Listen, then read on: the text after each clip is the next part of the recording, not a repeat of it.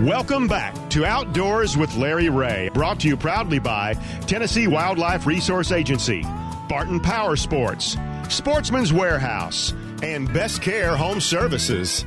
Hey, welcome back to Outdoors with Larry Ray on ESPN 790 right here in Memphis, and all you good folks in Brownsville, Tennessee, 1520 AM and 95.3 FM. And of course, we couldn't do without News Talk 101.5 in Jackson, and we got now time to talk to these subjects that all I know that even those who don't hunt deer have heard enough about CWD, which is almost like famous like Pele or something. You just say CWD, and you don't have to mention the whole name, but it is chronic wasting disease, and we have got with us on right now, and I know this young lady has been really pressed during the time here to talk about it, and that's our good friend Amy Snyder, or Amy Spencer, that we have here. She is the Region 1 Information and Educational Officer.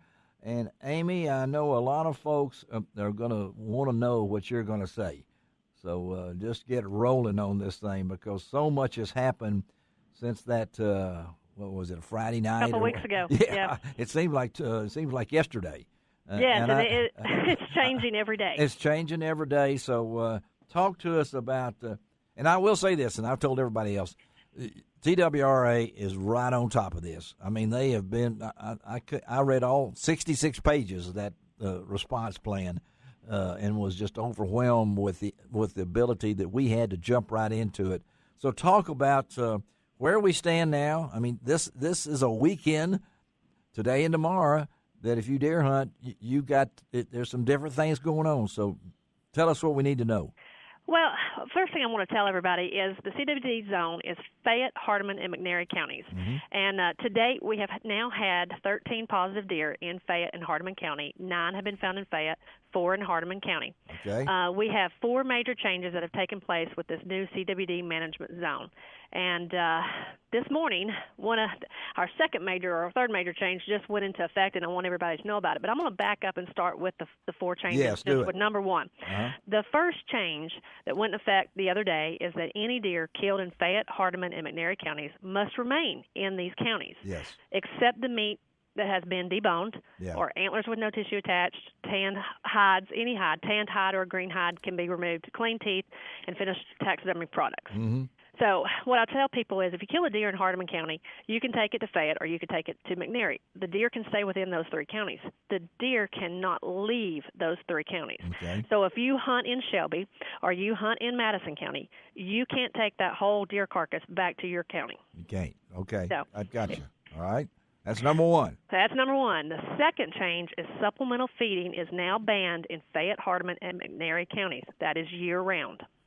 And that includes grain, salt products, minerals, and other consumable, natural, and manufactured products. Okay. All right. You know, some of your stuff like your deer cane and some of that, the things that you can buy at the outdoor stores, those are all illegal now. Those, okay. You cannot have those out. Those are illegal. And that's in all counties, or that just in those counties? Just in Fayette, Hardeman, and McNairy counties. Gotcha. Okay. Food plots are still legal. Okay. That is and normal agricultural processes, that's still legal. Like if you left corn in the field, that's legal. Okay. We just don't want that supplemental feeding. So what about people who don't hunt and they like to watch deer in their backyard? Okay, that's a good question, Larry Ray.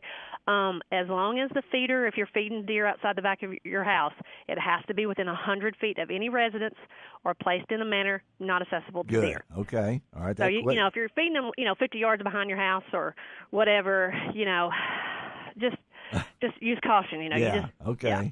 All right, go ahead, because that was one question brought up to me. All right. Well, okay, number 3, and All this right. went in effect first thing this morning. All hunters killing deer in Fayette, Hardeman, and McNairy counties on the weekends are required to physically check in deer for testing at check station locations. And that's all listed on tnwildlife.org, right? Yes, or actually a new website that we've put together is cwdintennessee.com. Oh, okay. All right. And that gets you straight to the CWD information. And these locations have been posted on Facebook, so you can go there and actually see the check station. And that's where if you kill a deer today, and you've got to check that deer in, you have to take it to one of these that's listed. You have to take it to a listed check station. We will have TWRA personnel on hand to pull samples off of the deer. All right. Now, so is this I don't want to jump ahead, but this is every weekend through the rest of the season, which you'll talk about later. Yes, so that's going to be the 4-chain, but it is every weekend. Gotcha. Now, let's say, you're one of those fortunate people that get the weekdays off, and that's when you go hunting. If you kill a deer Monday through Friday, all right, we are asking you to cut off the head, leave us about 6 inches of neck, and take that to a freezer location. Okay. There will be 3 freezer locations in each county, and those locations can also be found on that website, cwdintennessee.com, and on our Facebook page. Now, since I'm not good at cutting heads off, will the processor that I take it to, say on Monday or something, they'll cut the head off for me, or do I? Yes. Well, most of the processors, are check station, or you can leave it there. Some of them you can leave it there and they'll pick it up. But let's say that's why we're asking 6 inches below the head, because we want to make sure somebody doesn't make a mistake, because those lymph nodes, if you cut it too short, we're not going to be able to get those lymph nodes. Right. Okay. And that is the only way we can test a deer. That's it. And I know that so the processors are heavily involved in this. And at the same time, I think that there's so many things going on. So let's go to number 4? Number 4. All right. This is the other change. Okay. All right. Starting January 7th through January 31st, we have an extended season only for Fayette, Hardeman, and McNairy counties. Okay. All right. The antlered bag limit is 1, okay, and there is not a limit on antlerless deer. Okay. So let's say you're a hunter that's already limited out with 2 antler deer during the regular season. Yeah. Okay. You're now allowed to kill 1 extra buck.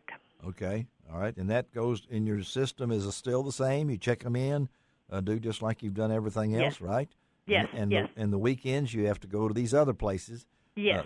That you need to go ahead and check that out. And I did not realize that you had this the website, which is great. CWDintennessee.com. Yes, got a lot of information. Can get overloaded there. Yeah, well, that's why, and we do. But we need to know what we're doing here, and the only way we're going to get it is from people like you.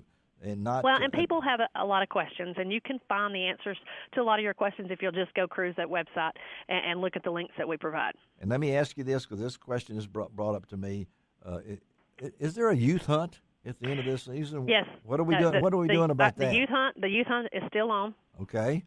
It's going as planned, and I mean that's still on. There's no change with that. Okay, no change with that, but they still have to do the same kind of. If they are in Fayette, Hardeman, and McNairy counties, yes, they have to take it to a mandatory check station. Well, talk, and these are wonderful points, y'all, and all of this will be, Amy's interview will be posted on lroutdoors.com just as soon as we get through with today's show. Guy Treba will have all this posted, and you need to really listen to it, because this is, and I know Amy, talk about how it's been since this all broke, because it has been a whirlwind. I tell you, it really has. Officers have absolutely had their phones blown up with people calling. I mean, that's who the public calls. I mean, you call the officer in the county, hey, what's going on? And we've all been overwhelmed, and the agency is doing everything they can to get as many deer tested in this area. We're trying to determine how many we have and how widespread is the disease. And folks, if you haven't, you're still just picking up the show, or maybe you're not known what CWD is. It is a neurological disease that affects the members of the deer family. It is fatal.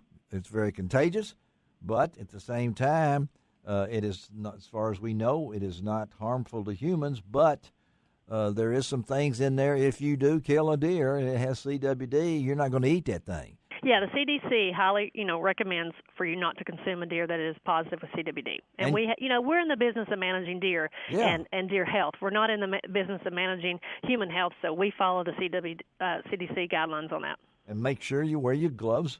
Take precautions. Take precautions and do those things. And now, I know you hit these questions, Amy, that comes to you about well, why are we just killing these deer? Why? Well, that's one thing I want to go ahead and correct. We're not going in and we're not killing all the deer in these counties. That is one big myth that we are trying to resolve. I mean, we're not doing that. We are asking the hunters to be our ally and help us get the deer so we can get the samples. And that's the only way you're going to get samples, right? Yes. I mean, in these counties. All right, now here's another thing that's been brought to me. What happens? Now, I don't know if this has been brought before you or not, but Hunters for Hungry. and the food banks, are they not taking the meat? Or that's a scare tactic that I've heard that the meat, that they won't take any more of our meat, the venison. In the counties that we have had confirmed positives, no, they are not. Okay, well, that's what I wanted to make sure because that's just a safety precaution. We want everyone to be safe, and we want to make sure we're doing the right thing. So all other counties, the food banks are still going on in other counties. From my understanding. Well, that's what I've heard too. Yeah, and it changes just as fast as we can talk. It's changing, and then there is possibility. I'm not saying it has, but other counties could be added to this. Yeah, well, I don't see that happening right now. But okay. I mean, it looks like right now it's going to be Fayette and Hardeman are going to be the localized areas. But that is why we added McNairy. We did have a positive that was close to the McNairy County line, and that's why we are monitoring McNairy now. And aren't you? You've been with the agency how long?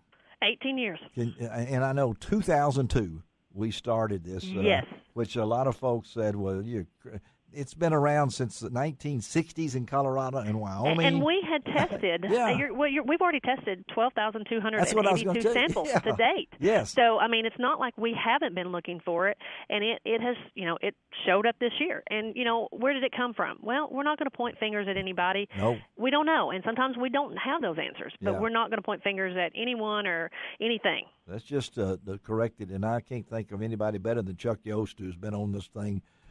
15 years, he told us last week when he was on the show here. And, of course, we're talking to Amy Snyder or Amy Spencer, whatever you want to call her. It doesn't matter. It can go either way. Just as long as you call her Amy. And I know that, Amy, this as we continue this, I know you're bombarded with questions and things along that line. I really like the way that you guys have determined that only certain people should be talking about this. And I think that helps by not letting widespread rumors get, or look at social media. And I got people saying, I ain't going to deer hunt anymore, or they're going to wipe out the herd, and all these different kind of things. Well, hey, Larry Ray, I'm right in the middle of this. I have a positive 2 miles from my farm where I hunt. I mean, I've heard that, but I didn't want to say it. I'm in the concern. I'm just as worried as any other hunter in West Tennessee.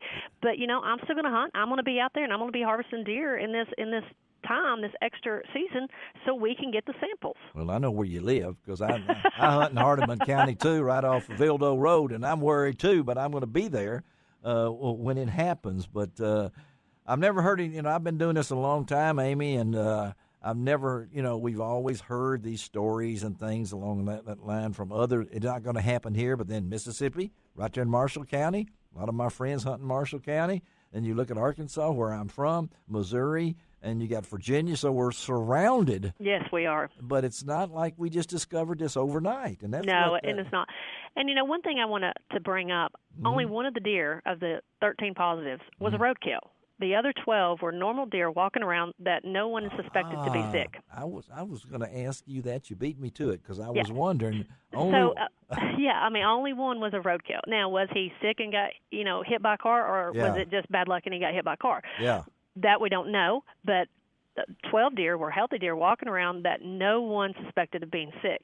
And I do want to bring up that if you do see a sick deer, something that's looking unusual, and a lot of people, what is that? Well, an emaciated body, abnormal behaviors, they look weak. They have excessive salivation, loss of appetite, progressive weight loss, those kind of things. If you see that, contact the Region 1 office in Jackson, and we will get someone out there to the deer. Well, now, when I'm interested in this because you say there's 9 in Fayette and 4 in Hardeman, and so how were these?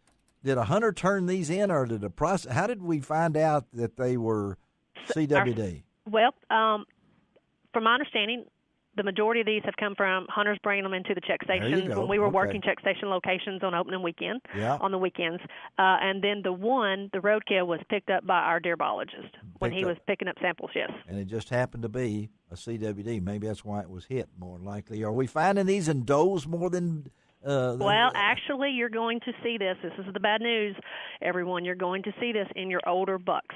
Okay, that's what I thought. And your older does, but you're really going to see it more in the bucks. Well, why the bucks? Well, they're the ones that visit this group of does, and then they go visit this group of does and move around. Yeah, and also they could get this disease. It's not something you just get on a Friday and you die on Sunday. No. That's what a lot of people think. Signs typically are not seen until the animal is 12 to 18 months of age. That's what I thought. And it may take as long as 3 years or more. Yeah. And when your processor gets your deer, they're going to hang for a while, right? I mean, that is not that. From my understanding, no. What we would recommend hunters to do: go ahead, take your deer, have it processed. Take that deer home, put it in your freezer, put it in a bag, put it in the freezer, and wait. The turnaround should be 7 to 14 days, but we have had a holiday in there at the lab. That's right. In Colorado, so I would give it a good 30 days. Now, if you have a positive, we will contact you. You will? Okay. Yes, TWRA will contact you on a positive. They're not going to, you're not going to find out through social media or, whatever. We will make a personal phone call to you. Well, there's a good news, bad news scenario on here that I always say it's like the doctor. If you don't hear from us, good news. That's good news. That's a good one. Yeah. No word is.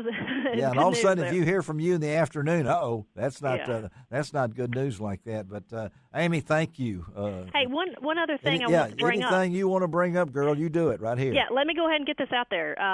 January 8th, 7 p.m. We will be having a public meeting at the Bolivar Middle School. Oh, okay. All right. And then who will be there for that? Will Chuck? Chuck will be there, and Dr. Grove will be there. They are our speakers. Yes, okay. And, that's great. Okay. Y'all need to get that out. Is that going to come out pretty soon? That will be out. Okay, Amy, you have been rolling here. And I will say another thing, folks. Got lots of reports from the meeting at Holly Springs. That same day after the commission meeting, and next thing I know, Chuck is in Holly Springs in Marshall County. I was actually at that meeting too. I heard this, and you got me before I could say it, Amy. I mean, people were so impressed that you folks were right on it, and down there you didn't, we had officers, we had regional staff there, everyone, we were. And they were gracious enough to let our guys go ahead and speak. And, I mean, we have quite a few hunters that live in Mississippi that hunt in Tennessee. Yeah, and particularly, but that was a long day, wasn't it? I mean, yes, it was. It was a long day. You got bonus pay, so I know that and everything. Anything else, Amy? This is it. No, that was the main thing. Just I wanted to get that out there on that public meeting, January 8th, 7 p.m., and we'll see y'all at the Bolivar Middle School. And if anything changes in the next week, Larry Ray, I will give you a call, and we'll do this again. All right, girl. You're the best. Thank you, Amy. Okay? All right. Okay. Bye-bye. All right, Amy Snyder Spencer. Are we ready to wrap this up now? Let's wrap it up, because if that's not information right there, and we're going to get that on the website as soon as we can. Shelby will take care of that. But again, that's new breaking news right there. January the 8th, the Bolivar Middle School at 7 p.m., a meeting that all the uppity-ups will be there to tell you all about chronic wasting disease. And I tell you what, I may go straight from hunting that day, because I'm not going to give up on this thing, all right? Let's take another break and come back and talk some more CWD with a man who knows all about it, and that's our good friend Dr. Alan Houston. We'll be right back on Outdoors with Larry.